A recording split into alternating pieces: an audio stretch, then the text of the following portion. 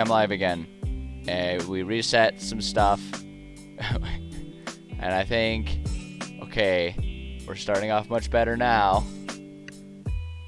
There's going to be like 5 random VODs that I have to delete at the end of this on Twitch. But I think, I think we're looking better now. So hopefully it stays that way. I don't know. So we'll give it a minute here. We'll just sit here and chat while I goof around getting all my windows back up for the stream here. Oh boy, computers are fun, aren't they? I absolutely love my computer, but also it's a real butthead sometimes. So, but I think we're going now. It looks like we're going okay. So hopefully everyone is having a smoother day than I am so far. Oh boy, that's okay.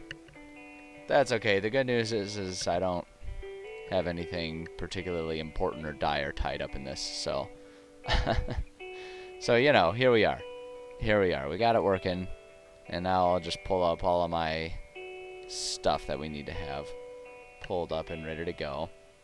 What was the issue? I'm not entirely sure. I'm going to be perfectly honest. I just reset the whole computer, and now it's working great. So, just one of those things. Just one of those things where the computer got itself stuck in some sort of loop, and you just had to turn it off and back on again. That's, you know, of all the things that I've learned about computers over an entire lifetime of using them so far, is that as cliche as it sounds, turning it off and back on again is the highest percentage success rate of fixing any issues. The IT master trick, exactly.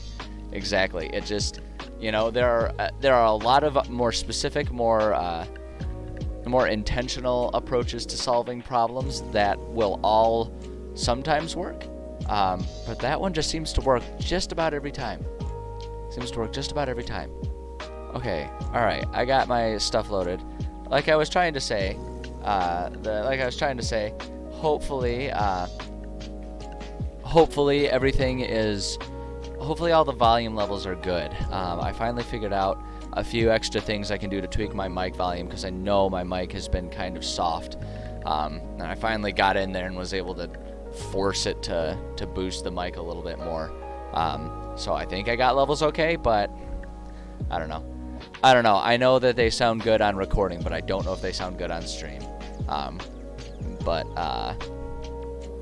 yeah. Hopefully we got that going. Oh yeah, that's I feel you there. Work computers. I mean, even if the issue isn't that you have to have 24/7 access to things and stuff like that, and power going to things like that. Even if that's not the issue, work computers are a different beast altogether. And I know for me at my work, it's because I do not have the permissions on my computer to do all of the things that I would normally know how to do to to make things work because of all of the permissions and stuff, because they want to make sure that people who don't know what they're doing don't screw everything up. So no, there's always some sort of limit with work computers, so that's a different beast altogether. Hey, how's it going, the Hex Media? Good to see you. Glad to have you here. Alright, okay, I spent enough time fiddling around, restarting the stream, and killing time. We are already a half hour into the stream, and I have done 0 streaming so far. So let's just dive right into this.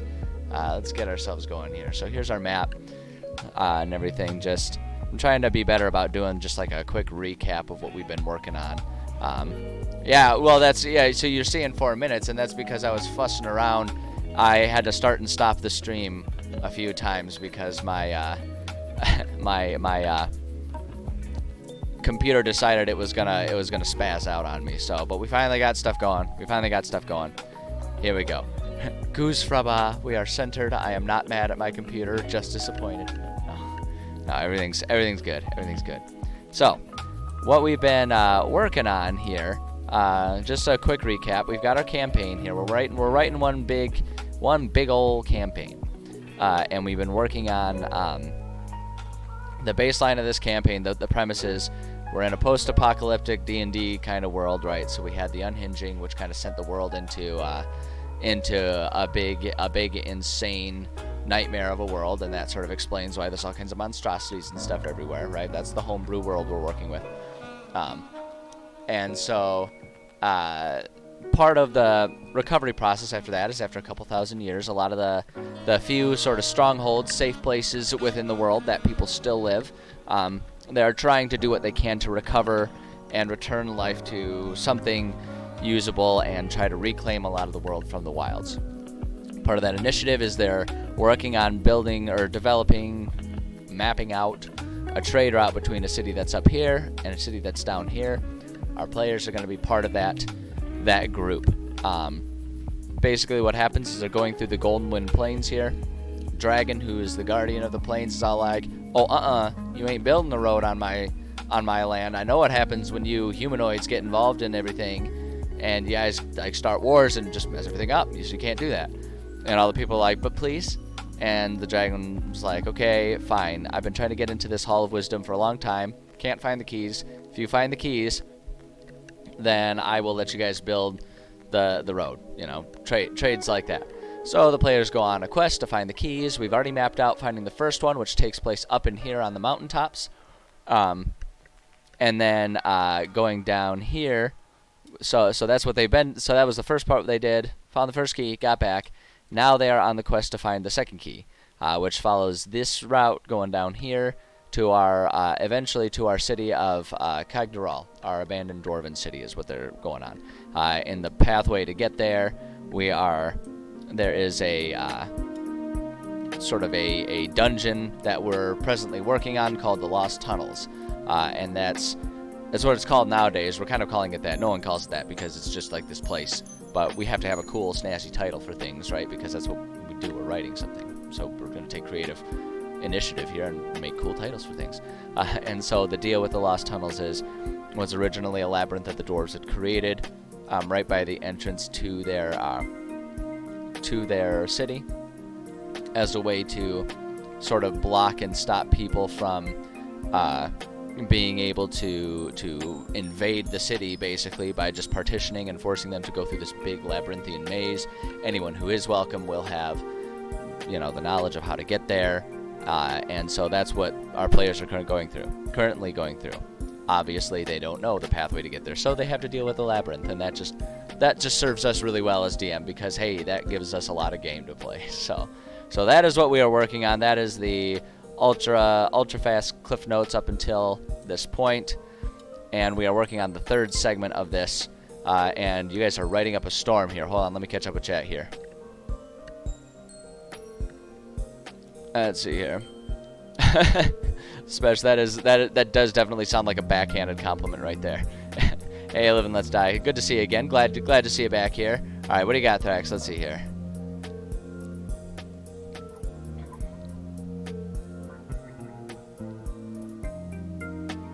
Oh, talking about the map style and everything. Yeah, no, I'm with you. I really like this sort of hand-drawn look about the maps, and that's one of the reasons that I really love this Wonder Draft program.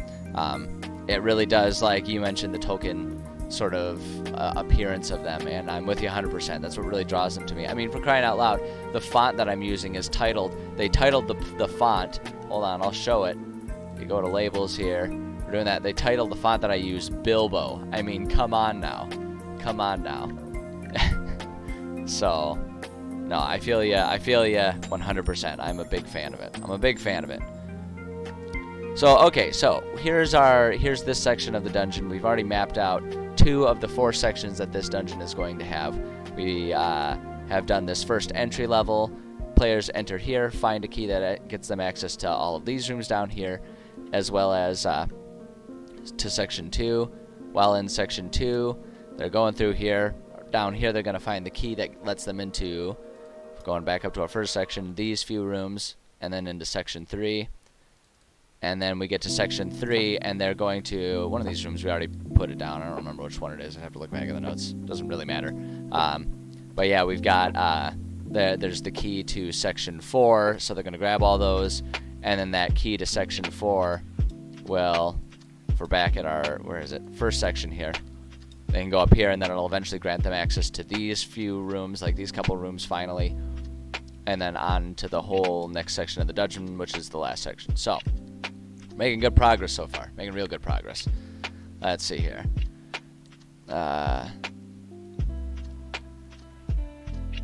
Oh yeah, I feel you. When you can open up a book and they have those sort of like fold-out maps, it's just like this big, it's like this big visual expression of everything you're about to read or have read or whatever point you look at it. No, I feel you. That stuff is super inspiring.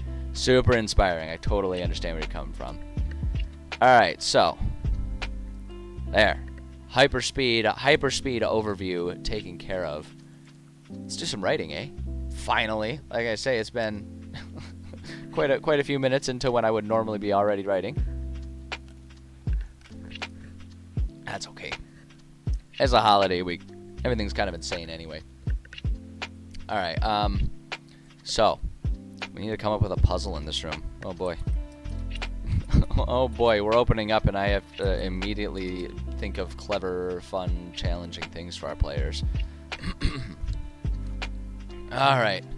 So the puzzle is obviously going to be some sort of situation. I think the obvious thing is, because we're discussing this dungeon as being like a labyrinth that the dwarves had wanted to trap intruders in and everything like that, I think the obvious thing here is that the puzzle is somehow going to be players enter, the doors lock, and they need to find some way to let themselves out. We can add some sort of danger in there, but I'm kind of hesitant to add too much of a danger in there just because we already have trap rooms. That said, there's no reason we can't have multiple traps and dangers happening in a single room. But the obvious thing is that the doors are going to lock, and somehow there needs to be some sort of puzzle to unlock them. And I'm always personally a fan of having it be some sort of like riddle type of thing or intelligence-based thing, because traps are better for the characters who have high physical stats, and then puzzles are really good for players who have high intelligence and history and all those sort of role-playing type stats. Good ways to make sure we get a variety of people and their skills sort of getting to be the main character, so to speak, every now and then. I like to try and diversify it, so no matter who's playing what character, everyone has that chance to shine, is always the goal there. So let's see here. Getting all the mechanics in order. That is 100% why I just do homebrew for existing game mechanics. That way I don't have to think of game mechanics. I can just like take pre-made stat blocks and slap them on there. Because I feel like I am pretty good at coming up with just thematic sort of elements to the stuff that I'm writing. It's the trying to make things balanced that I struggle with. So I totally hear you on that. Trying to keep that stuff in order, and that's why I don't. I just let the existing rules handle that for me. Okay, so if we want to come up with something logic, I'm almost thinking I haven't done anything like it yet. Let me double check my notes just to make sure. Look at the past puzzles that I've done, but I don't think I've actually done anything that like. Let's see here. So we've got a lever pull one that talks about, it's basically just you have to pull it the right amount of lengths and stuff like that. And that's just like a simple math one once they figure out how everything works. So that's good. And this puzzle, let's see here. Okay, and then this one is just sort of, it's kind of just up to luck and everything like that. But this puzzle is just like a combination lock type of situation. So what I want to do is I kind of want to throw in some sort of like word-based puzzle, whether it's writing or spoken word. I kind of want to throw something like that in there. I mean, maybe something a little bit more clever than speak, friend, and enter, but along those lines. That's kind of what I'm trying to go for here. But, I don't know. Let's see here. Just trying to think about a way that it would be kind of clever and how we could tie that into the doors being locked. I mean, we could always just, resort back to saying it's magic. Like, that's one of the beautiful things about fantasy settings where magic is included, is you can literally just say, I don't know, it's magic, and you kind of get a free pass for why things work the way they work, and that's kind of a beautiful thing. But I'm almost feeling, I kind of want to do it so it's like there's some sort of challenge, and the instructions are written in Dwarven, and only someone who one, can read and speak the language, but then two, understands Dwarven culture or something like that, would know how to properly solve the problem. So that way it's like we can reward history checks, and it would make sense because the dwarves are trying to use this dungeon as a way to make sure only those who recognize those who are friends to the dwarves can enter, speak friend and enter, yada yada yada. And so I'm almost thinking we could do something clever. I got a little idea, baby, starting to germinate in my head. That's a really uncomfortable analogy for that. I regret saying that. A new idea light bulb just dimly, like it's on a dimmer switch and it's slowly getting brighter. That's a better analogy. I like that one better. I'm gonna stick with that one. Let's see. Oh, you guys get some ideas. Okay, hold on. Let me see if maybe I'll just shamelessly steal from you guys. Let's see here. Write short poems. Yeah. Poems could work. Poems could work. I've never been much of a poet though, personally. I tried my hand at poetry, sort of in various English classes and stuff, and I mean, you know, I got my passing grades, but I never really took a shine to it, personally. It just, I don't know. It never stuck with me. But poems are always really good for like riddles and challenges and stuff like that, just because there's something mystical about a good poem, so it just kind of naturally lends itself to that. Text on the walls, you have to find a keyword among it. Clue could be written on the door. That's not a bad idea. It's not a bad idea. I'm thinking, okay, here, I've got an idea. What if so there's a statue, right? Okay, so one of the big themes of this whole dungeon is every room has a statue. What if there's a statue of like a dwarf, right? And the dwarf is standing there and it has its hands like held out in front of it, like outstretched, like that's the statue. The hands are empty. And like basically there's instructions on the wall, carved into the wall, that says those who understand the value, just something along the lines of like those who understand the value of stone may enter the Dwarven kingdom, right? Because like that's a big thing with dwarves, is like they're miners, you know, they understand rocks are of the mountains of the earth, so something like that. And then sitting at the feet of the statue are like 3 different rocks. There's like gold, there's a diamond, and then there's just like a rock, like a lump of rock or coal or something like that. And like it's like a fake out, because people might think that the clue is like, oh, the rock, and so they'll grab the stone as opposed to the diamond or the gold, right? But like it's a fake out, because the actual, and like so like because the implication is that they have to put the most valuable thing in the hand of the dwarves, in the hand of the dwarf statue. But it's a fake out because lying next to it, like off to the side, almost discarded and forgotten, is like a hammer or a pickaxe, and that's the most valuable one, because that pickaxe is how you mine and get access to everything within the Dwarven kingdoms or something like that, right? So it's like it's not particularly complex or clever, and the answer will kind of just be there. If your players understand anything about the concept of Chekhov's gun, right, then they will 100% understand that when you describe that there's a hammer in the room, they will 100% know it. But it's still kind of a riddle, and because it's an easy enough one for players to figure out, they can kind of have that satisfaction of having figured it out themselves. So clue could be one of those things that could be interpreted various ways. Yeah, exactly. Just something that's like vague and cryptic. So it could be interpreted a lot of different ways. So I actually kind of like that one, and I like that it is simple. Because one thing that I say this a lot, and I've had to learn this one kind of the hard way over many games.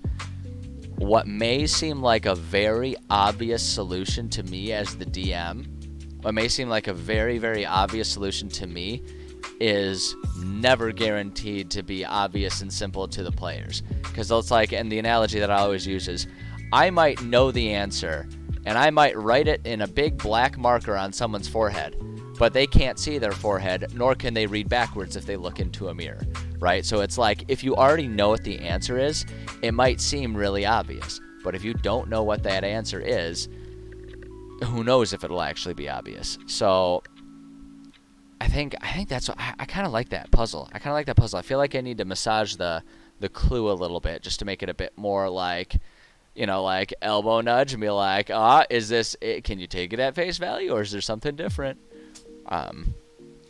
But let's see here. I like that puzzle in general. So as you enter this room, you see that the statue in the center appears to be that of a dwarf with its hands outstretched and cupped before it, as if waiting to be handed something. At the statue's feet are 3 different stones. One is a chunk of gold, one is a diamond, and one is just a plain rock. On the wall in front of the statue is let's see here. It's a very mature special, very mature. Well said, friend. Well said.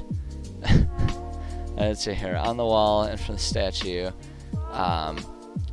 statue, is a single sentence. On the wall is carved a single sentence.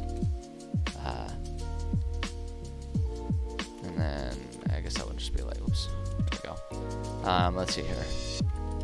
Only those who know the true value of stone may enter the dwarven kingdom. Okay, I'm already going to use 2 sentences. 2 sentences. Stone may enter the dwarven kingdom. Grant this statue the gift of most value and be freed of this chamber. Boom, there we go. Okay, so it's just something like that, right? And so it's like the super obvious that someone might think is like, oh, the most valuable, it's either going to be the gold or the diamond, so they might try those things, but then they'll see only those, the value of stone, they might put the stone there, but then the real answer is that you have to put the hammer, which I now realize I still have to describe as being in there. The trick then with the hammer is to try and describe it as a way that doesn't call attention to it. Let's see here. Let's see here. At the statue's feet. Oh wait, I have an idea. For that actually. The one in front of the statue is carved. In the wall in front of the statue, comma, 2 sentences are carved. There it is. All right. And now here we go. I know how I'm gonna do this. Okay. Players make, let's see here, we'll say, anyone making investigation checks, DC, we'll set this to 12, because I want them to be able to sort of see and eventually figure out what it is. We'll notice that the pickaxe leaning against the statue isn't actually part of the statue. So it's like, you know, you can almost describe the pickaxe as being there, but like the implication is that it's part of the statue. Out of a dwarf, here we go, with a pickaxe leaning against his leg, or against its leg, and and its hands outstretched. There we go. Let's see here. Let's see here. Actually, let's mix of dwarven and undercommon just to make it that much harder. I mean, you could do that. You could do that. But I think thematically, I want to keep it as just pure dwarf, because I like the idea of this being a relic of the ancient dwarven city. Because the Durgar only came back after, like within this lore, within this world that I'm working on, the Durgar only showed up. That they're a result of the dwarves being corrupted by the dark magic released into the world from the unhinging. So this society and this tunnel existed long before the Durgar even came to be.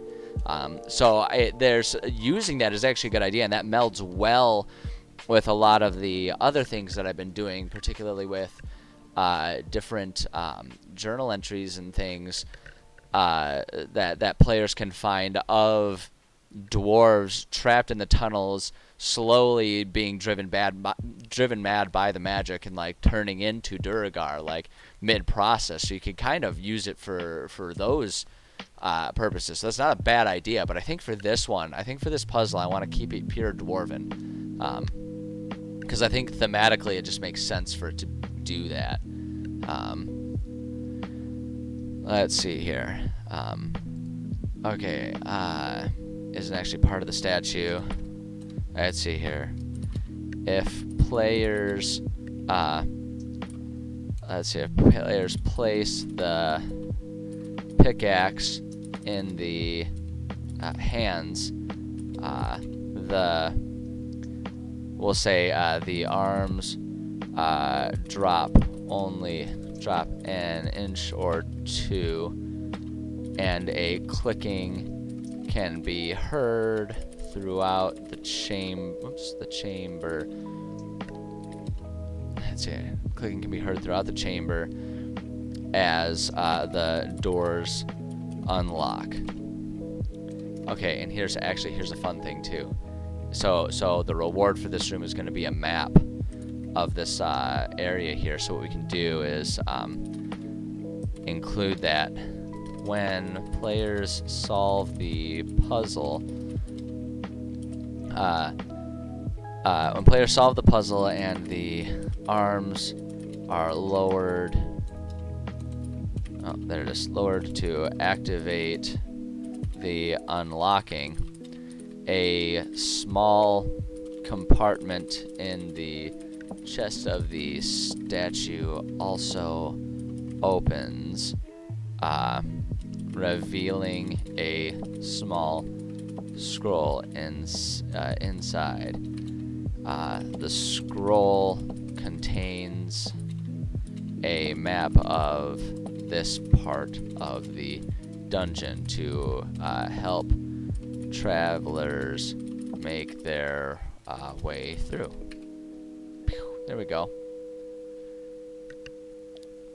I thought about making the statue, making the hands close. The only reason I'm not adding it is because that's a lot of complex movement for the hands to go from this to this for just a statue. So I like it like this, and like the players can either just like lay it across or put like the head of the pickaxe in there. I think it ultimately doesn't matter. There'd be a way for them to put it in there. But I thought of that, and I think it's a cool visual. But I just don't feel like there's a good way to describe it without just like abandoning the idea of a stone statue and going full gnomish clockwork robotics and stuff to make it work. At that point in time, we can just have it be Warforged that's sitting there, like a Warforged that's sitting there pretending to be a statue. Yeah, it's magic. I mean, I did say myself that the beauty of a magical world is that you can just say it's magic. You're not wrong. You're not wrong. All right, let's see. Let's go ahead and decorate this one. So we need to. Oh boy, I'm running out of statues that I can use. Oh, but I mean, come on now. It's like got his hands outstretched. I mean, are you kidding me? Come on now. It's beautiful. We'll just pretend it's a dwarf and nothing else. Couldn't have gone better. Alright, so we'll do that one. We need to get our... where are they? We need to get our... Actually, hold on. Let me just look and make sure I didn't... Yeah, okay. Yeah, no, we're good. So let's go ahead and go boop, boop.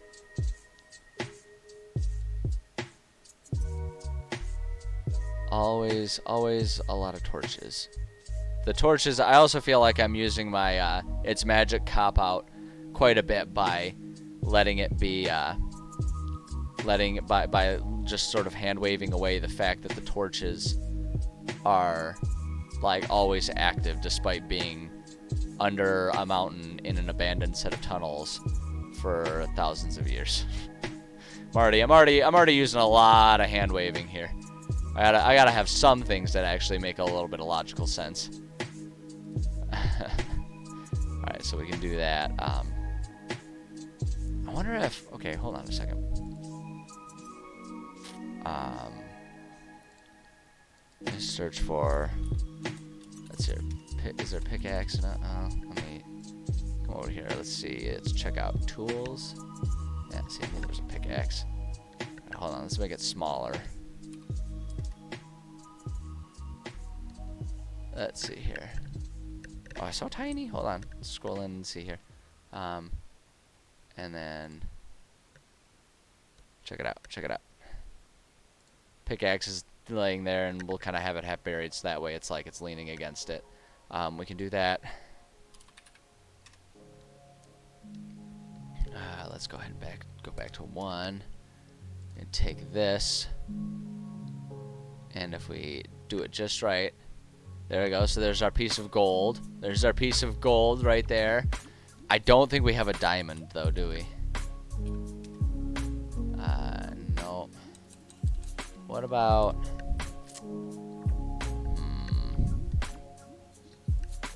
We just do magic. Mushrooms and stuff. I wonder if we can... I mean, the gem's kind of there. Like, if we can angle it. Oh, yeah, there we go, there we go. That looks kind of like a diamond. That's kind of diamond-like, right? That's kind of diamond-like. If we do that, and now let's just go grab a stone. Or a rock, that is acceptable as well. Oh, this one we're definitely going to need to make smaller.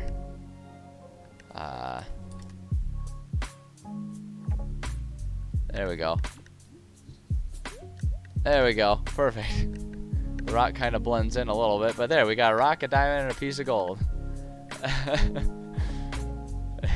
It's perfect. It's perfect. Let's see here. Let's see here.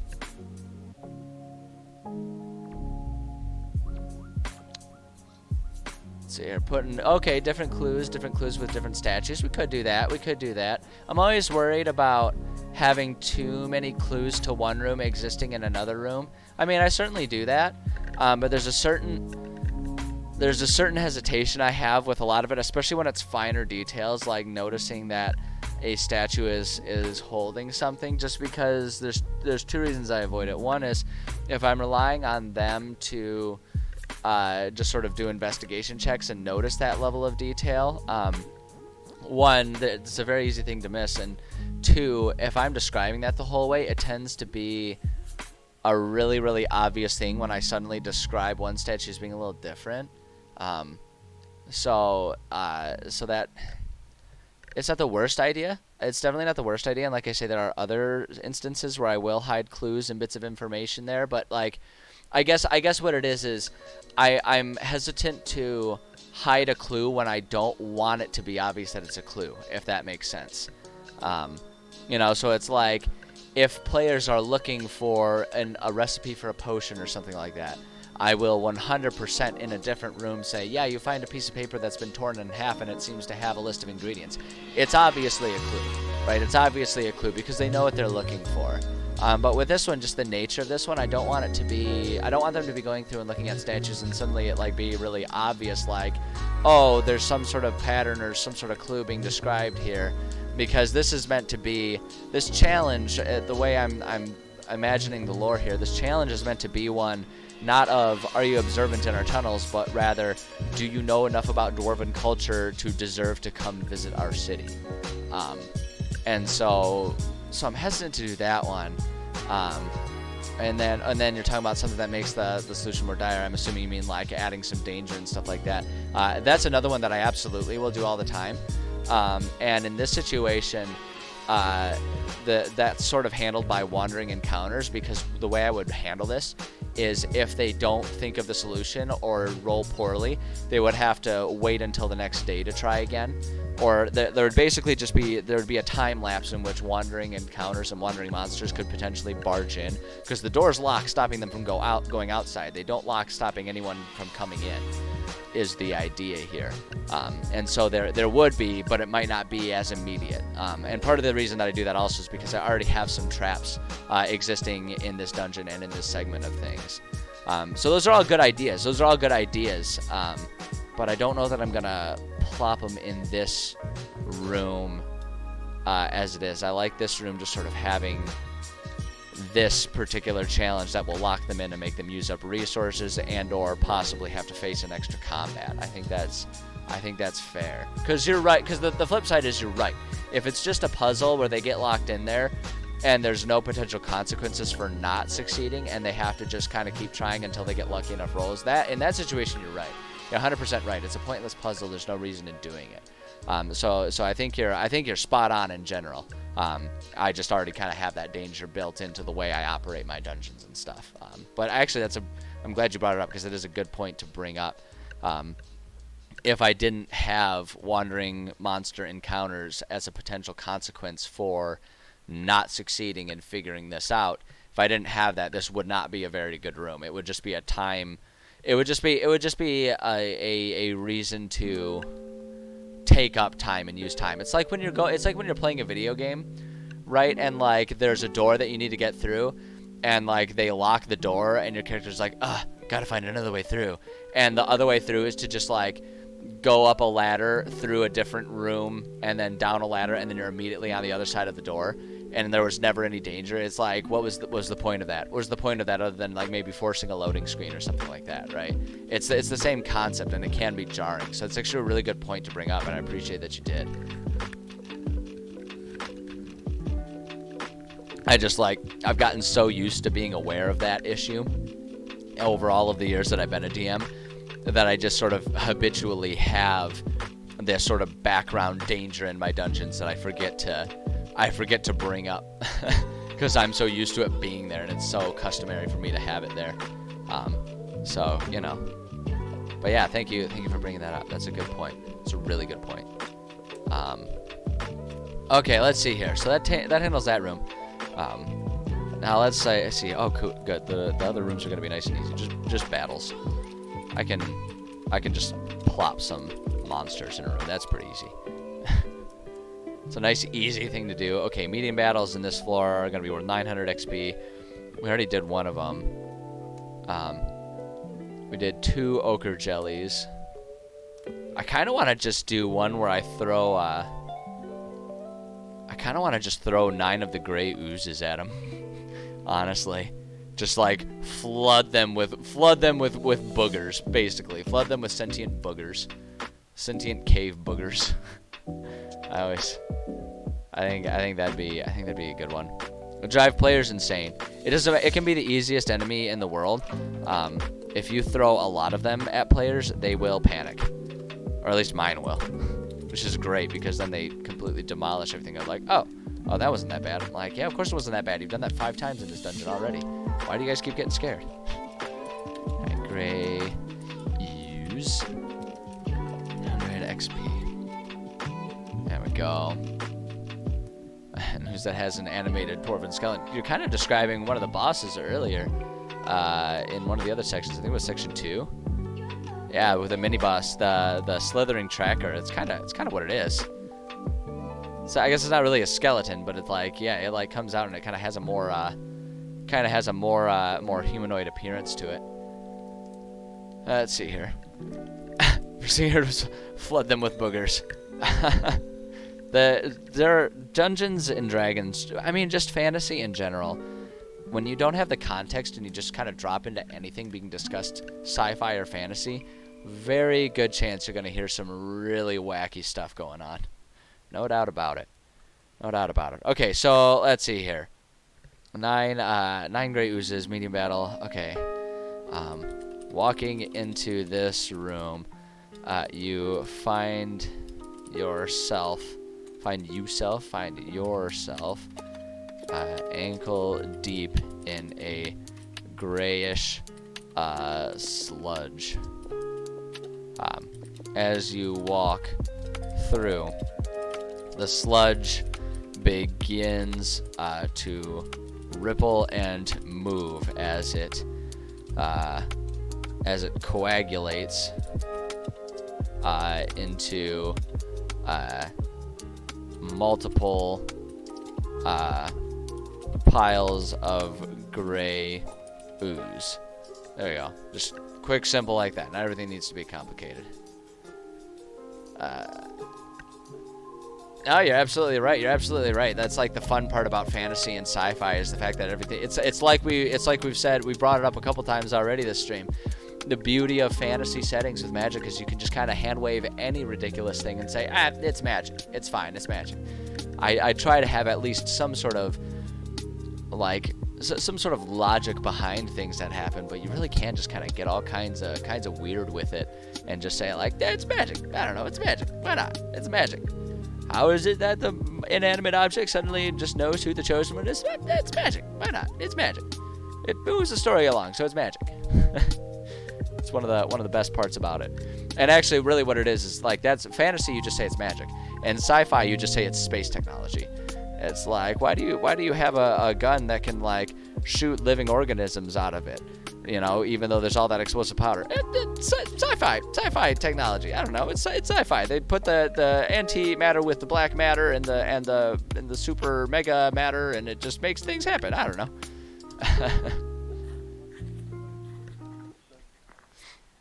Yeah, exactly. You can. There's an infinite number of possibilities, and that's what makes it so much more fun than the real world. Because the real world, there's limitations. But in my imagination, there are no limits. Don't take that one out of context, please. That could have some really uncomfortable implications.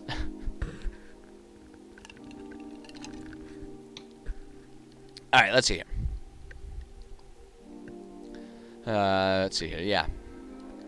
Sludge begins to ripple and move as it coagulates into multiple piles of gray ooze. Battle on. All right. Let's see here. Oh yeah, and then the compass here. Let's see here. Oops, what am I? No, we already did the meeting battle. So the thing that I want to do here, and I might have to actually, when I'm thinking about it, I might have to retcon because I'm so this is where things get into. We talked a lot yesterday on the stream about the concept of it being okay to have things that are obviously game mechanics, even if from like a lore standpoint and a roleplay standpoint, things don't make much sense. How the fact is we're playing a game and it can be totally okay for things to be just game mechanics. I've been thinking about that a lot with the sort of compass mechanic that I have in here, because I like being able to provide players with a mechanic, because particularly the group of players that I am DMing for these days, they're very completionist, and they very much like to try and find everything they can in a room.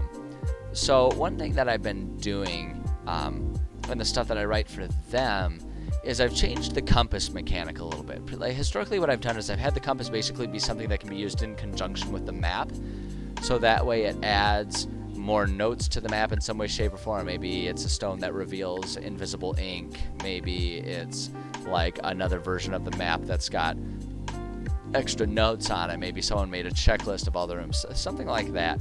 But what I've thought about is if players really want a game mechanic type thing, there's nothing wrong with just having an item that makes it a little bit more blatant and operates a little bit more plainly, right? As long as we hide it and make it difficult to find. So for example, something that I created in a different dungeon for them is they find an amulet that will glow when they enter a room in which there's something valuable to find.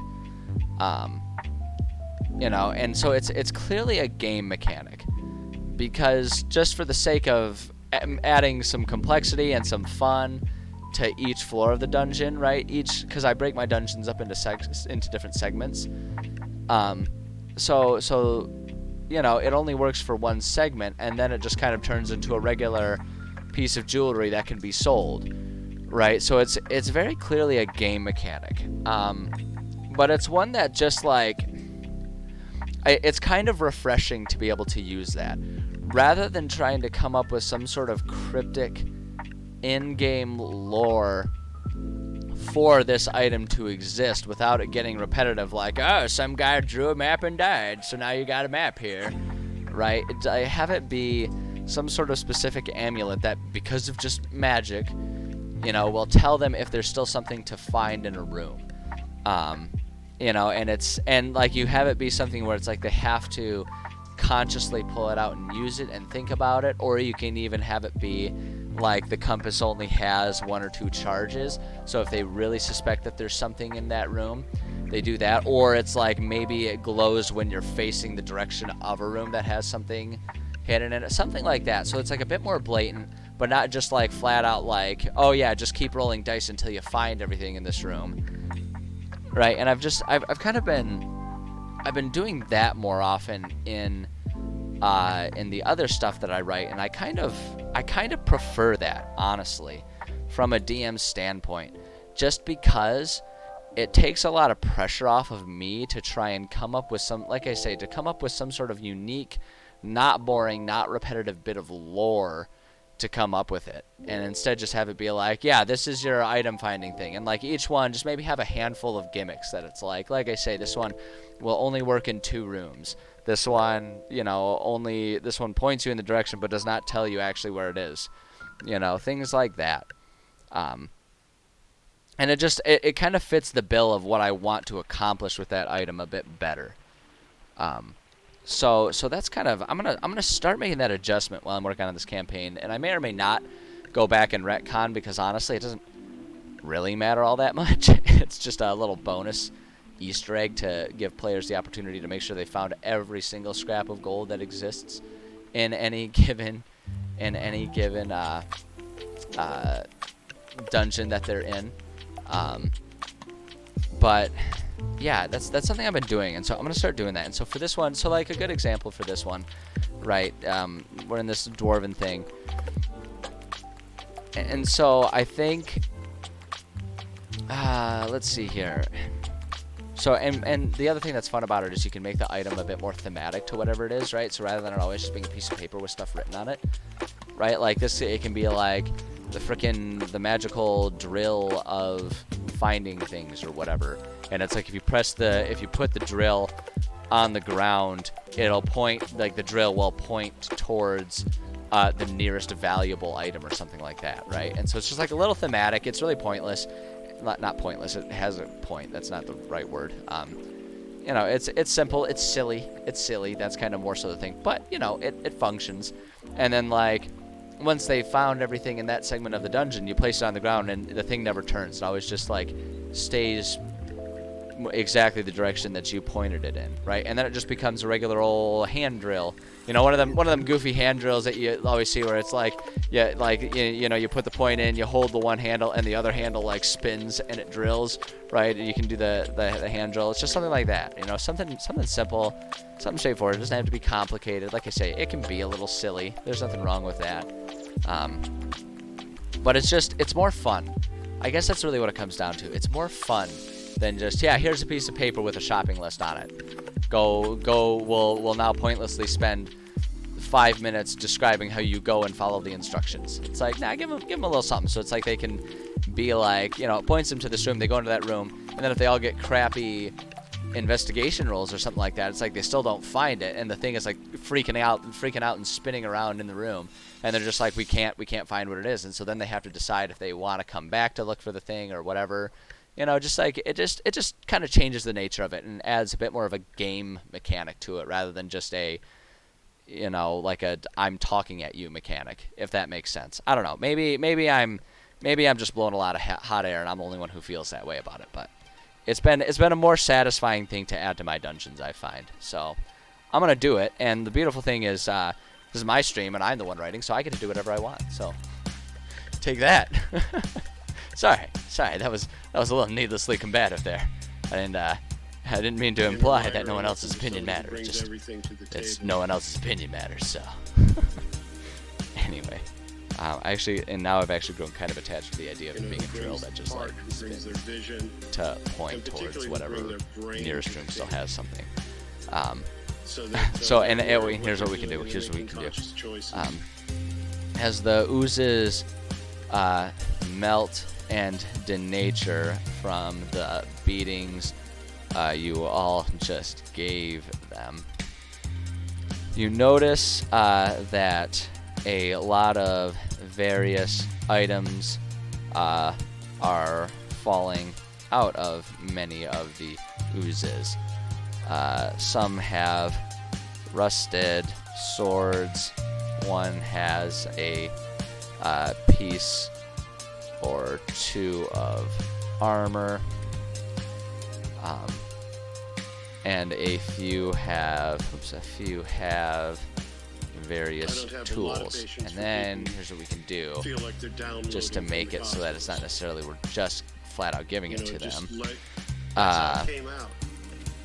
Make perception checks, and we'll make it difficult to find this thing. DC 14, relatively difficult anyway, to notice the drill.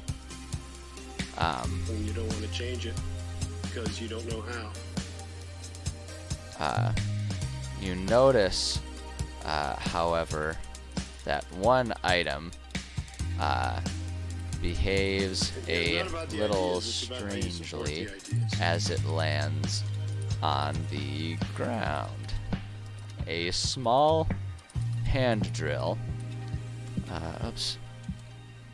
there it is, as soon as it lands on the stone floor, spins itself, halting immediately while pointing in a different direction than it fell. Boom. And then players can figure that one out. And then it's just up to them to experiment with it and try and figure out and interpret what it means, right? I'm not going to just flat out tell them what it does. They just have to figure it out. And so we can just put little notes here. The drill only works in section 3 of this dungeon. Let's see here. When placed on the ground, will point towards the nearest room with some sort of valuable item to find. If multiple equidistant rooms, there it is. Equidistant rooms have valuables, the drill will point for 3 seconds at one and then shift to the next, alternating between both between them until it is picked up. Do that. Alright. Once all valuables in this section are found, it's just a boring hand drill. A little rusted, worth maybe, I don't know, what a hand drill be worth? I don't know, if we assume a gold is $10, what, like 20 bucks? 2 gold? Why not? It's arbitrary, we're making things up, I don't know. That's probably pretty pricey, but I feel like a hand drill is kind of a specialized tool, right? Especially if it's a good one. I mean, I would certainly classify it as more specialized than a hammer or something like that. So it would probably cost a bit more than that. I don't know. Exchange rates are weird between real life currency and fantasy currencies, because not only do you have to just sort of try and make sense of like, oh, what is the gold standard. We also have to think about things like inflation and the fact that things that are common and cheap now maybe weren't so common and cheap back in the day, right? Like maybe something like, you know, a nice pair of leather shoes was, you know, more common back then because that's all they had to make shoes. They didn't have synthetic stuff, you know. Same with how, like, nowadays we can think about just like a cheap magnifying glass. It's just like made of plastic or something like that, costing like $5. Whereas, you know, back in the day, the only way to do that was like handcrafted, well blown and formed and polished glass that was a very specialized product. So something that nowadays is just kind of like a cheap plastic toy you can find in a crappy board game, you know, back in the day, that was worth some bank. So money gets weird in D&D, so you just do the best you can and call it good. I don't know, make sure your players have too much of it, but then have the scarcity. That's like one trick that I always do. Make sure my players have all kinds of gold. They find all kinds of different golds and treasure hoards and everything, and they have so much fun finding the gold. And the scarcity comes from when they're in town trying to find things. It's like, yeah, you might have 80,000 gold because I have no idea how to balance things. But for this next thing, bit of the adventure, I don't want you guys to have too easy of a time. So when you're stocking up on health potions, only one shop has any in stock right now. And those only some of those like there's only 5 in stock or whatever in one store, and that's all there is. I don't know. So that's kind of what my trick is. It's kind of what my trick is to handle money. I don't know. No one asked. Thanks for coming to my TED Talk, but there you go. Free tips. free tips. All right, but yeah. So I think that's a good room. Let me go ahead and get a statue going on here. Where am I? There's the statue. Okay, did we do the weird? What is this? Is that like it looks kind of so? Okay, so here's what I see. I see a mosquito head. I see like a mosquito of some sort with like Trogdor-like arms, right, holding a ball on a like a kiwi bird's body or something like that, right? That's what I see. I don't know. Does anyone else see anything? Anyone else see anything meaningful in that? It's weird, right? At the very least, it's weird. It just says animal.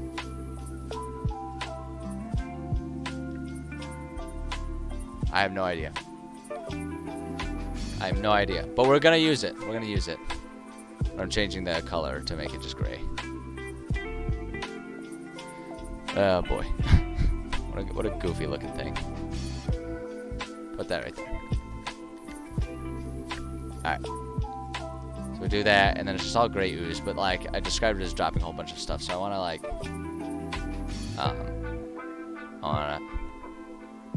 Alright, hold up. I had to check something super quick.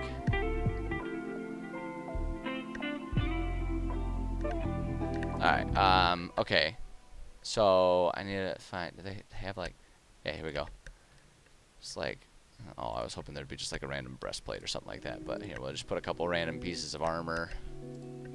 Couple rando pieces of armor there. Let's go, let's see your weapons. Yeah, we can just put like a couple random. That knife is so huge. What a ridiculously size. Oh, it's a sword. It's still so huge. It's like Final Fantasy levels of massive. Look at these swords. Look at that. That's like, that's so big. I mean, so if we're going to use our Pythagorean theorem, right? So this is like an entire square across. So it's like 5 squared plus 5 squared equals that squared. So that's like 50. What's the square root of 50? Does anyone, what times itself equals 50? That's not one you can just do in your head. That's like a decimal one. Okay. It doesn't matter. But I'm gonna find it out. I'm gonna calculator it because I want to know. I've piqued my own interest. Where's my stupid calculator? There it is. All right. Hold on. I'm gonna get to the bottom of this. It's like 7. So yeah, it's a little. You're very close, Besh. You're very close. It's a little less than that. It's a little less than that. I'm getting 7.07 and then a million more numbers. So you're pretty close. It's pretty good. Pretty diggity dang good. But okay, but the reason I'm bringing it up, this is a 7-foot sword. Scaling is off. Hold on, I don't like it. I mean, like, look at that. Look at how big that sword is. The shield's fine. What are they doing with the weapons? Being goofy, man. There we go. That looks so much more realistic. Right?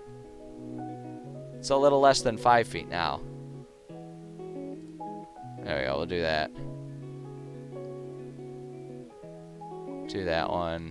And we'll throw a crossbow in. Why not? Do that.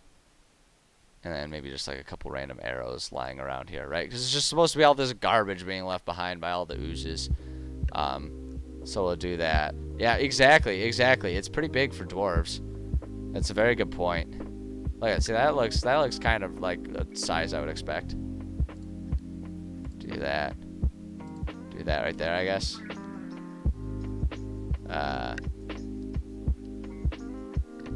Alright, that works, that's all good. Yeah, okay. And then, I don't know, the drill, I don't imagine they have any drills. If they did, it would be in tools, but it's not there, so, but whatever, it doesn't matter. It would be nice if I could do that, but as it stands, I cannot, so I'm not going to sweat it. Let's get our torches going here. Oh, we can put these back to normal size. Alright. Bloop. Bloop. Ba-doop. Ba-doop. Ba-doop. Doop. And then spoop. Da-doop. There we go. And now we just gotta get our light going here. Bing. Bing. I always feel like Dumbledore when he's doing the light put outer thing. We like never really see it again until the end, and it's like kind of ham-fisted in the story. I always thought that part was a little awkward, but you know, whatever. Boop-a-doop. I know I do a lot of beep boops. People are gonna start thinking I'm a robot, which I'm okay with.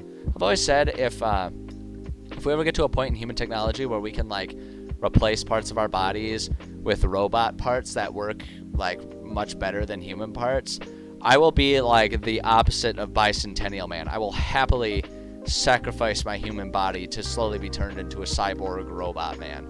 Like Deus Ex me, man. Like frickin' make me Robo Man. Put implants, like give me robot eyes, give me a goddamn robot fist. Do it. I'm in. Sounds friggin' rad. I mean, basically as it stands, I'm living in an impermanent permanent ball of meat. Like that's what our bodies are. We might as well get experimental with it. I mean, come on now. Sorry, that's a different podcast. All right, let's see here. This timer's going off. All right. Let's see here. All right, easy battle. Oh, easy battle and an enchantment token. Excellent.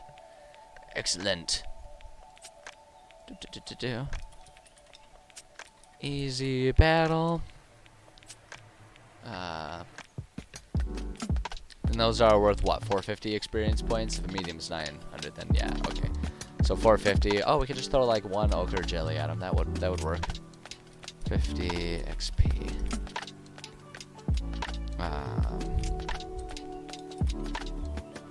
That's 1x ochre jelly. There we go. Yeah, we'll just do that. Here we go. And we'll make this. I haven't had a whole lot of sneaky enemies in this particular part of the dungeon, so we're gonna make this guy a little sneaky. Players enter. Hold on, I like to put these also in parentheses here. Boy, don't do me like that. There we go. When players enter, check passive perceptions. Anyone higher than 14 will notice the jelly clinging to the ceiling.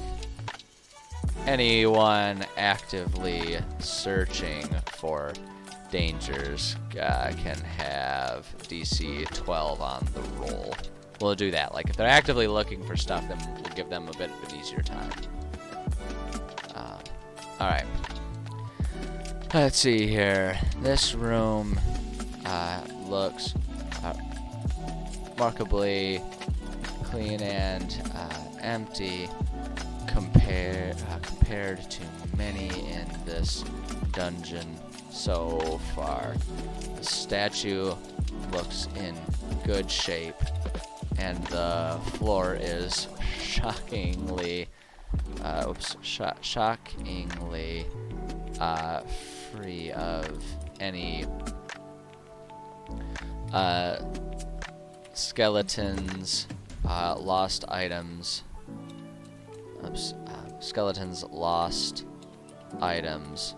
or gooey substances. That's an uncomfortable descriptor, but I kind of want my players to be uncomfortable in this dungeon, so I guess it works.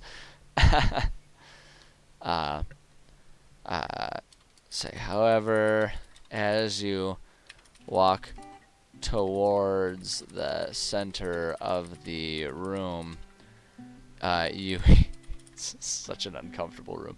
You hear a loud, wet splat as an ochre jelly drops from the ceiling onto the floor and begins sliming its way towards you. This is just gross. This is such a gross room. I don't even have to deal with it, and I hate it. My players are gonna have to deal with that, but I still hate it. All right. Enchant. The fun part about the jellies is, like, you can put all manners of treasure. Like, you know, we get an ooze, like, it just absorbs everything, and so it's like, yeah, it just spits out whatever random crap it's absorbed. And so in this situation, we can do that with the enchantment token. This is great. Let's see here. With the ochre jelly slain,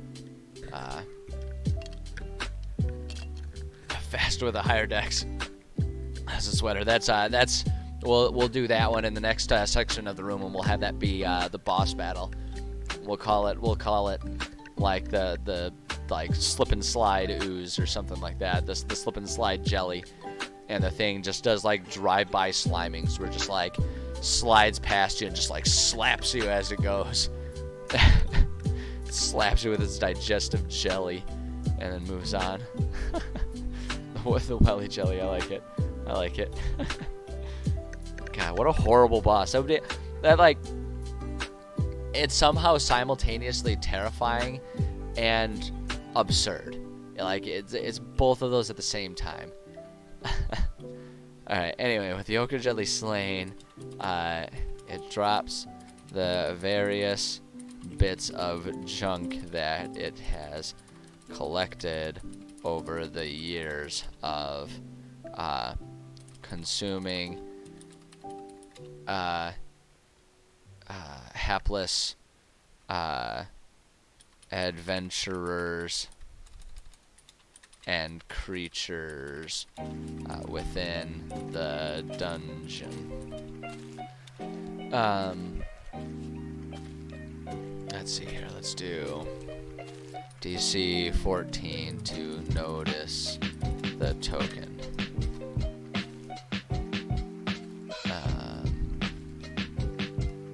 Oh wait, hold on. One of these dropped items appears to be a small token. Okay, I gotta decide what spell. We gotta decide what spell is gonna be in this enchantment token. It's always kind of a fun thing. I talk about it a lot, my enchantment token system, and I gotta say, I really like this system. I really like giving players the opportunity to just randomly imbue their items with existing spells, so they can just have these wildly unique fun items that started off as just like grandpa's rusty pitted breastplate or whatever, right? Like, I really like that mechanic, and I like the idea. Anyway, we gotta look through here, and we gotta find one that's like in some way, shape, or form thematic of this thing. I wish there was a spell called like Nickelodeon Slime, and all it does is like it tips a bucket of like that green slime that Nickelodeon always used to drop on everyone in the 90s, right? And like they had 8 million game shows that all it was slime. It was all like, here's another excuse for us to slime people. It's gross and kids love it, right? Like that's what it was. And those weren't the good old days. Those were the best days, is what those were. I don't think they have a spell like that, which is well, maybe they have. What's grease? What level is grease? Is that a cantrip? I think grease is a cantrip, isn't it? Oh no, there it is. Oh my god. We should just make it grease, and we should just homebrew it so that it gets cast as like a bucket of slime, and then it has all the effects of grease, but it's like that's the flavor. That'd be really funny. Although that's actually genuinely not the worst idea. It kind of fits the theme of the oozes and everything around here. Because there's so many of them. There's so many oozes in this section. Let's look through and just make sure there's not anything that would be even better.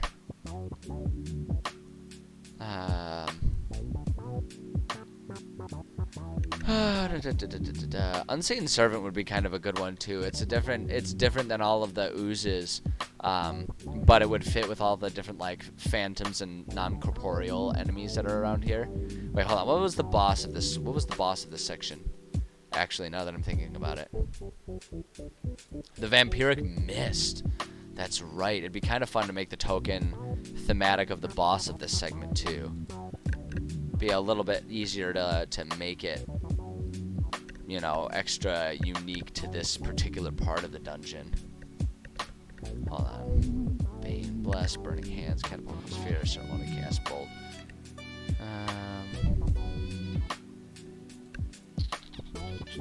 Compelled Duel. Attack, Disguise, Dissonant Whispers. Distort Value? I don't remember what this one does.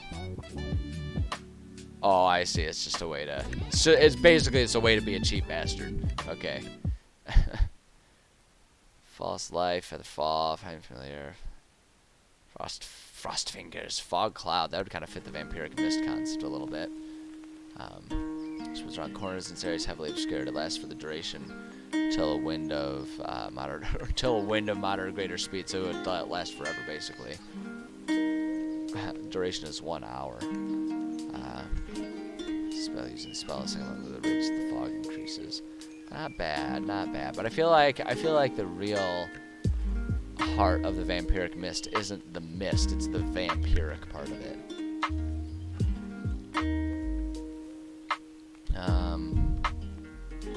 Snap identify.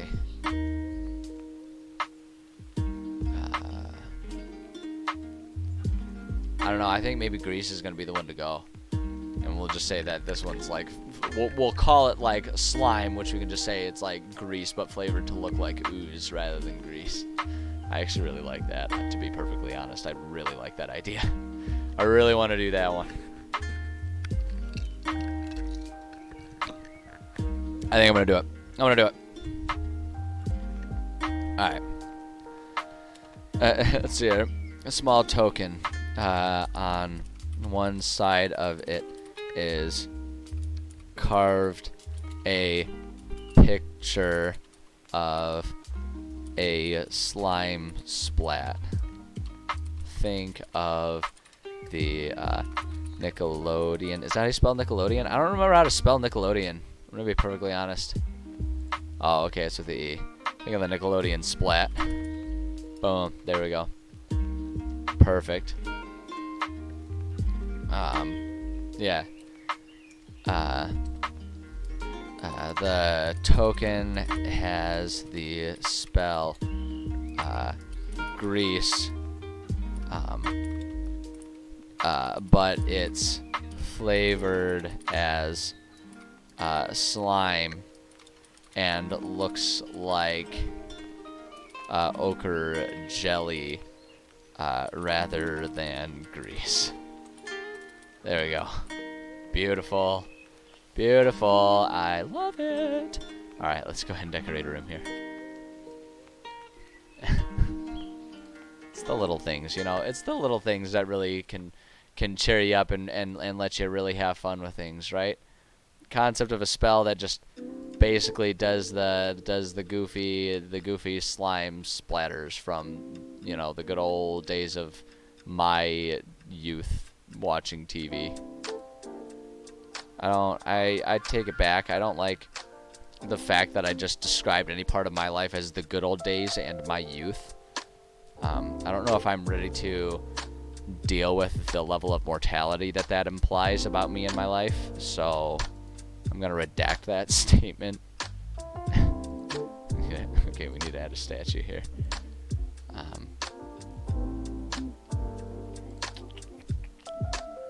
Statue. I don't think we've done that angel one yet, have we? Hold on, let me check here. We have not.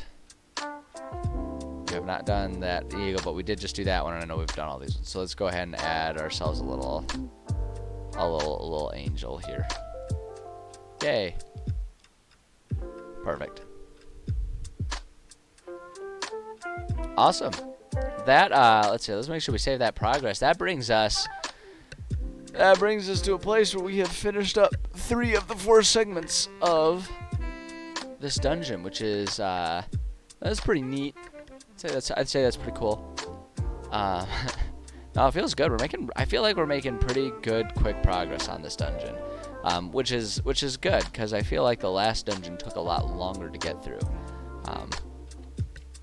But then again, we're kind of reaching our stride, and also it's pretty easy considering that the whole point of this dungeon is everything is kind of samey and monotonous. That's kind of the whole point. It's kind of the whole point of it all. So, but yeah, look at all this. Whoops, no, I did not mean to do that one. I did to do the control so we could. Yeah, see, look, it's all the same. Look, it's the same. Great. I actually really like how monotone everything is here. I think it's a lovely change of pace from the fact that I'm constantly trying to have complex, creative, challenging, you know, unique looking dungeons and stuff. It's kind of fun to just have one that's just like full-blown, old school, advanced D&D style dungeon. There's something solid about that. But yeah, that's good stuff. All right, let's see here. We got like 15 minutes left here. Like 15 minutes left on the stream. Hey, Gregor, how's it going? Good to see you. Yeah, we got 15 minutes. Let's get started on the final segment here. We'll just get a little bit because we got some foundational stuff to do on this last segment of this dungeon. So let's go ahead and do that. No reason not to, right? We might as well use the time that we got.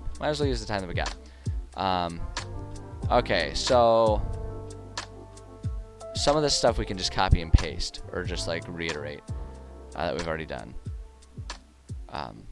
If we come up here, we can see with our XP breakdown, we already did this.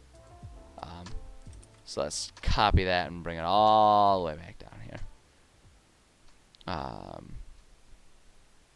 There we go.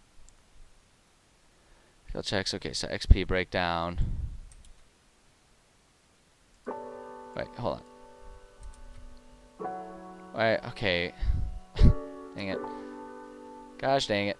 OneNote, you're being weird. Why didn't you copy that? Alright, try it again. We'll get it. Hold on, okay. Copy. What? I don't know. I don't know if it's doing it. Oh, man. Okay, OneNote is really freaking out on me. Okay, hold on. Let's just start it all fresh here. OneNote has the tendency to be a little bit spastic here. Yeah, see, look. A whole bunch of stuff here. Hold on. Okay. Tab those in there.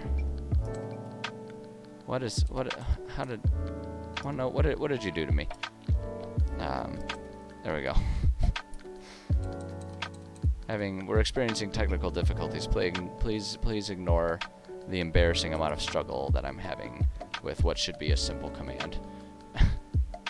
We will be back to our regularly scheduled program. Wow, we pasted it a whole bunch of times. It didn't show me that I pasted it. Okay, you know what?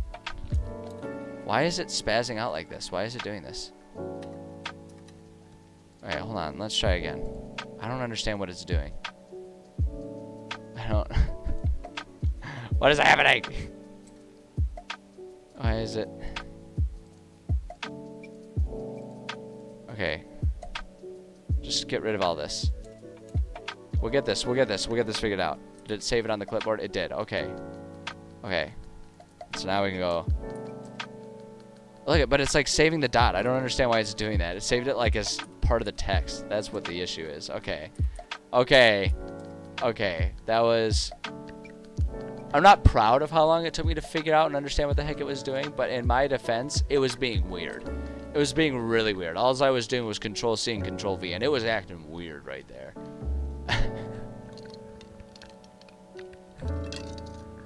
Today is the day of computer issues. I clearly need a vacation. It is a good thing.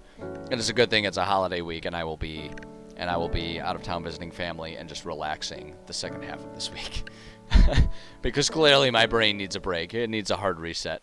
All right, easies are 11, mediums are 12, and difficulties are 14. There we go. Okay, so we got that. Actually, you know what I want to do with this? I think it'll look prettier if we do. Just do it like that, and then, yeah, I like that better. I like it much better that way. I think it looks prettier. Okay, we gotta decide our enemies. How much time do we have left? Yeah, we got 10 minutes. We can choose our enemies here. That's great. Oh, that's perfect.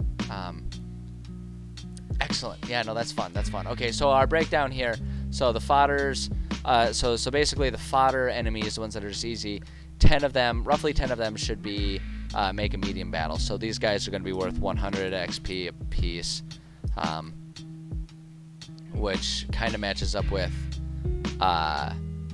yeah, we can kind of probably keep our gray oozes there, but we'll look through and see if we want to do anything else. The soldiers, it should be 5 of them, makes up a medium battle. So for these guys, it'll be the 200 XP. And then the leaders, it should be 2 of them, makes a medium battle. So these should be worth about 500 XP a piece, which means we'll probably stick with our 450 XP monsters. But I don't want to just do the same. I don't want to do just the same set of monsters. So we'll pick up some different things. And then our boss, so because this is a true boss, I want it to be an extra challenging monster. Because the mini bosses, we always say one of them would make a medium battle. For our bosses, I like it to be a single boss would be a difficult battle, so the 1650 XP benchmark, and then it's really the boss battle will be worth the 2150 experience points here. So that way we can still throw in some minions with them to really add some complexity and challenge to the boss battle. But let's see here. So we'll just say, I'm not actually entirely sure what the XP breakdown is as they go, but we'll say 1650 XP.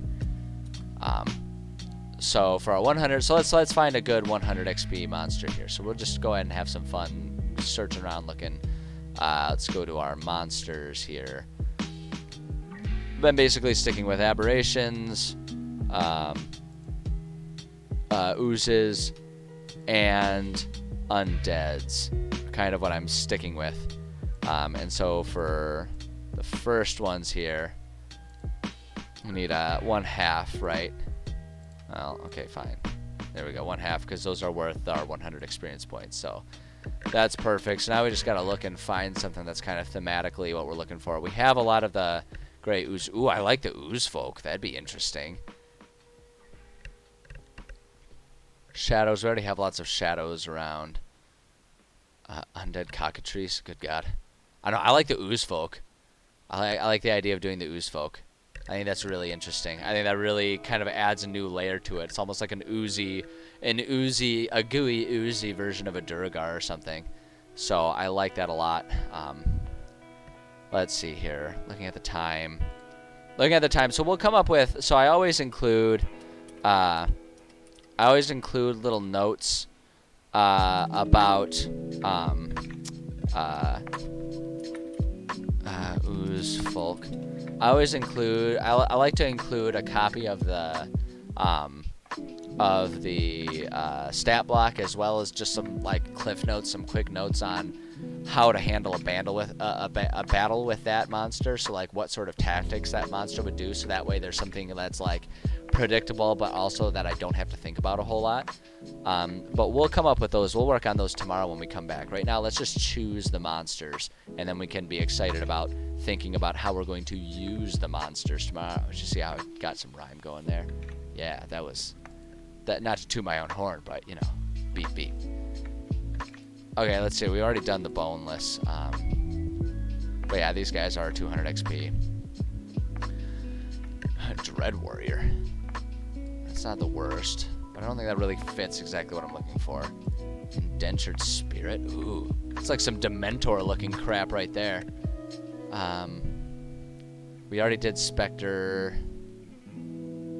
Turn Century Snow Maiden. I like the Indentured Spirit. Hold on, what kind of stuff do they have? Withering Touch. Ooh, Incorporeal Movement. I like that. I like the Indentured Spirit. I'm doing it. I'm doing it, baby. CR1.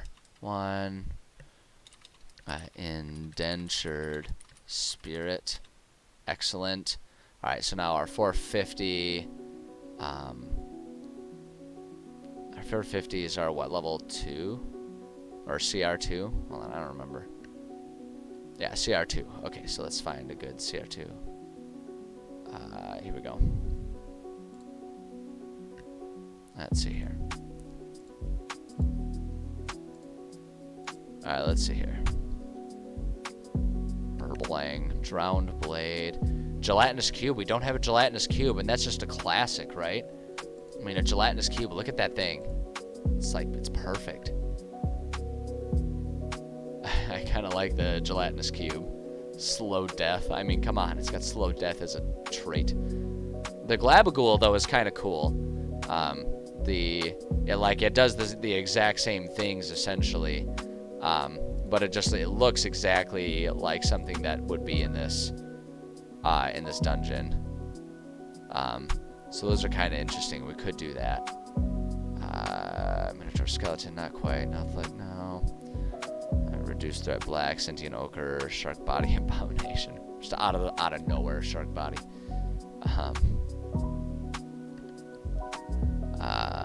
Will-O-Wisps aren't terrible, but it's not exactly what I'm going for. No, I'm going to go with the Gelatinous Cube. We're just going to do it. We're going to go classic. We're going to go old school Gelatinous Cube. I love it. CR. Oops. There you go. CR2. Gelatinous Cube. Alright, and now we got to find a good boss. I'm not perfectly sure what challenge rating this is going to need to be, so let's start with 4, and let's see what a CR4 is going to be. I don't remember what the experience levels are. 111. What is, if we jump it up to a 5? What does that do for us? With 1800, that overshoots it a little bit, but that still keeps us below our overall benchmark, and that still gives us a little bit of room to throw, and we could throw in some ooze folk or something like that. Although, actually, you know what? Now that I'm thinking about it, though, there's one thing I got to remember. I wanted to start introducing some Duragar to this dungeon. So hold on a second. Hold on. I need to. Okay, so we're gonna target challenge rating 5, but we're gonna reset all filters here, and let's just do Duragar here. And let's add in like 1 or 2 types of Duragar. We'll sort them by challenge rating here. We already have a Spore Servant. I know we use that somewhere. We could just do our regular Duragar as one of our monsters that's going around. And if we did that, and then... how much is this guy worth? That overshoots it. We can't do the Warlord. The Screamer, what does that put us up to? It's only 700. The boss battle could be like 2 Durgar Screamers with a contingent of other Durgar. It could just be a whole bunch of them. I actually don't mind that.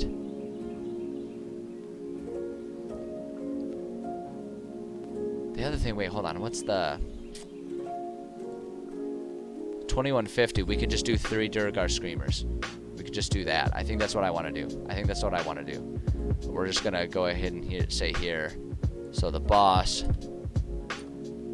see our 3 Durgar Screamer times 3. We'll just do that. And we'll say that's 700 XP each, 2100 XP total. And we'll do that. And so the boss battle is just dealing with those 3. Because it's like the players will handle that, but like really the Screamers, once they take them down, they're going to then be surrounded by a much larger contingent of Durgar. This is going to be kind of a scripted end that the players can't actually make it out of, because the whole point of this dungeon and this leg of the journey is it ends with them reaching the dwarven city that everyone thought was abandoned, but is actually now the home of the Durgar. So I think that'll work. I think that'll work well. I think that'll work. But it's kind of good that we're pretty much at the end of the stream now, because then I can have the opportunity to sort of think about it, right? Because sometimes you take a break, think about something overnight, and you come back the next day and you're like, I've got a better idea. I've got something a bit more clear in my brain space that I want to do instead.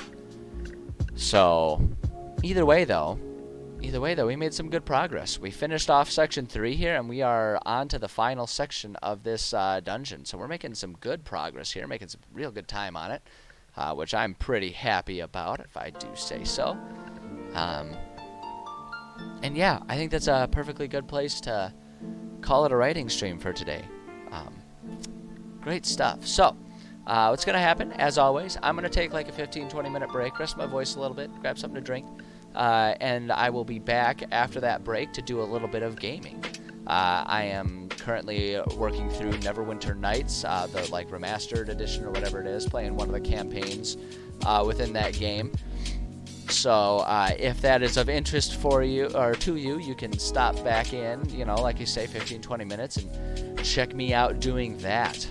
If you're just here for the writing, and that's the stuff that tickles your fancy a bit more, you're not super into the gaming, I totally understand. They're very different types of content.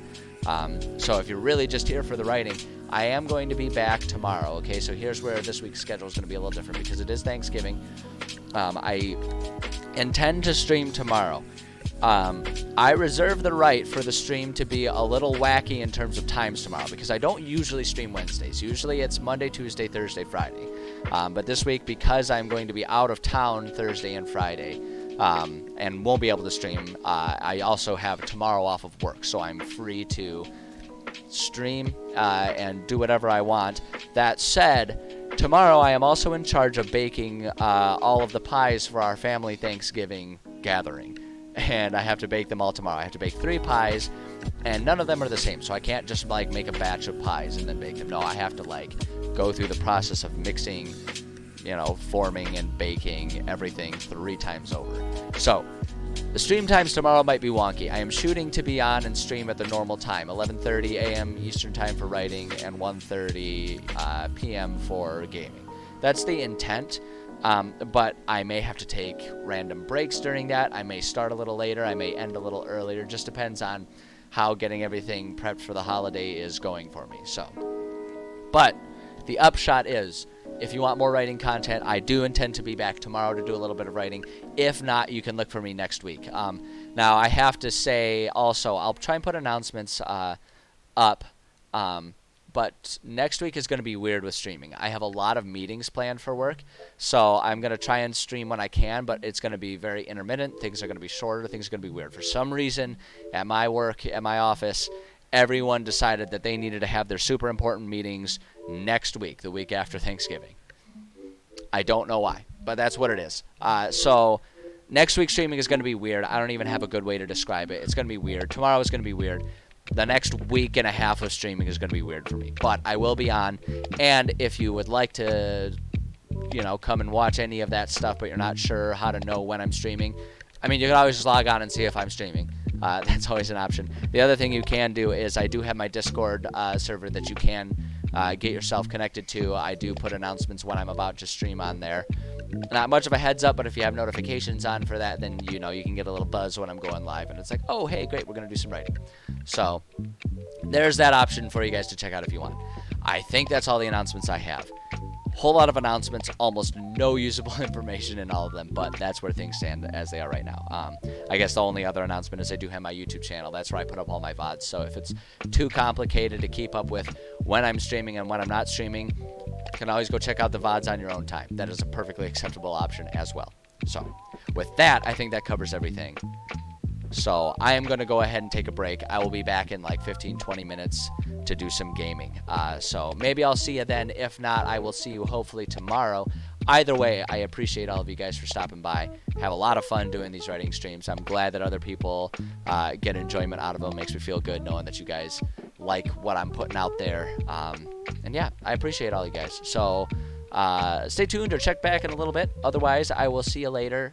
Regardless, I appreciate all of you. Thanks for stopping by, and I will be back shortly.